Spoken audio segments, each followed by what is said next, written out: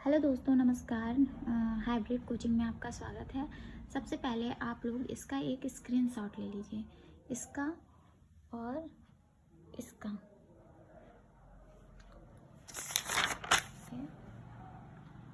देखिए, तो मैं आपको आज निर्गुण भक्ति काल के बारे में, निर्गुण भक्ति शाखा के बारे में मैं बताऊंगी। देखिए, आज मैं आपको भक्ति काल के बारे में बताऊंगी। आदिकाल के बारे में मैं कल बता चुकी थी। भक्ति काल को पूर्व मध्यकाल भी कहते हैं, जो 1350 से 1650 ईस्वी माना जाता है, और विक्रम संवत में 1375 और 1700 तक विक्रम संवत माना जाता है। भक्ति काल को दो भागों में विभाजित किया गया है, निर्गुण और सगुण। निर्गुण में ज्ञानाश्रय, प्रेमाश्रय, सगुण में कृष्ण भक्ति, राम भक्ति। ठीक है। भक्ति काल को मिश्र बंधु ने माध्यमिक काल कहा है और हजारी प्रसाद द्विवेदी ने पूर्व मध्यकाल कहा है, रामचरित्र शुक्ल ने भक्ति काल कहा है। भक्ति काल को दो भागों में विभाजित किया गया, निर्गुण सगुण। तो आज मैं आपको केवल निर्गुण भक्ति शाखा के बारे में बताऊंगी। भक्ति काल मोहम्मद बिन तुगलक के समय शक्ति प्रधान कविताएं लिखी जाने लगी। निर्गुण भक्ति शाखा। निर्गुण जिन भक्तों ने ईश्वर को निराकार अवतार न लेने वाला मानकर उसकी उपासना की, उसे निर्गुण भक्ति शाखा कहा गया। ठीक है, इतना क्लियर है। निर्गुण ज्ञानाश्रय शाखा। निर्गुण की ये पहली शाखा है, ज्ञानाश्रय। निर्गुण की ज्ञानाश्रय शाखा में कबीरदास जी का महत्वपूर्ण स्थान है। कबीरदास जी का जन्म वाराणसी के लहतारा नामक स्थान पर हुआ था, और मृत्यु संत कबीर नगर के मगहर में हुआ था। इनके माता पिता का नाम नीरू और नीमा नामक था, जो एक जुलाहा दंपति थे। इनके गुरु का नाम रामानंद था। ये बहुत इम्पोर्टेंट है।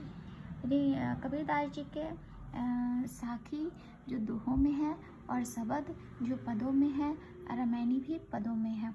कबीरदास जी के विषय में कबीरदास जी के शिष्य धर्मदास जी ने कबीरदास जी की रचनाओं का संकलन जो है बीजक नाम से किया। हजारी प्रसाद द्विवेदी ने इन्हें वाड़े के डायरेक्टर कहा। शुक्ल जी ने इन्हें पंचमेल खिचड़ी कहा। रविदास भी इसी शाखा के थे। इनका जन्म भी बनारस में हुआ और मृत्यु भी बनारस में हुआ।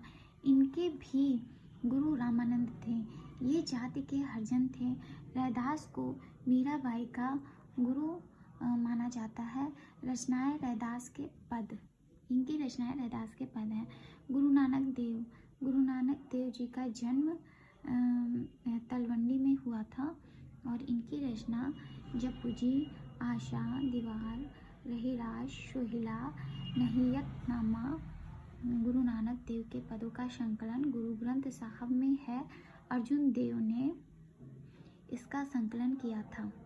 गुरु नानक देव ने सिख पंथ की स्थापना की। अन्य प्रमुख संत कवि जैसे मलूकदास, रविदास, हरिदास, सुंदरदास, रज्जब, जगन्नाथ विष्णुई, जंभनाथ विष्णुई, दादू दयाल की रचना अंगबधू संकलनकर्ता रज्जब ने किया था। हरदेवाड़ी के नाम से संत दास जगन्नाथ दास हैं। ठीक है, इतना क्लियर है आप लोग को। आगे देखिए, निर्गुण प्रेमाश्रय शाखा। प्रेमाश्रय शाखा के भक्त अथवा सूफी कवि कहा गया। सूफी कवि में मलिक मोहम्मद जायसी की रचनाएं प्रमुख हैं, और ये भी प्रमुख हैं।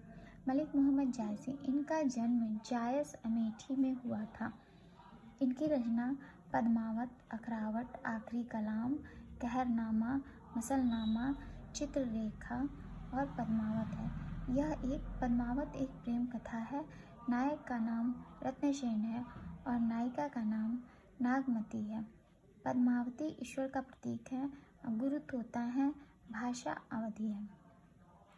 अन्य सूफी संत जो कि निर्गुण प्रेमाश्रय शाखा के थे, कुतुबन, जिनकी रचना मृगावती है, मंझन, जिनकी रचना मधुमालती है, मुल्ला दाऊद, चंदायन और लाटेका, ईश्वरदास, सत्यावती कथा, अरमान चीतावली। ठीक है, इतना क्लियर है। अब मैं कल आपको दूसरे लेक्चर में सगुण भक्ति शाखा के बारे में बताऊंगी, जिसमें दो शाखा है, राम भक्ति और कृष्ण भक्ति। तो ठीक है दोस्तों, नमस्कार, थैंक यू ऑल, और आप मेरे चैनल को सब्सक्राइब कर लीजिए और इसे लाइक भी कर दीजिए।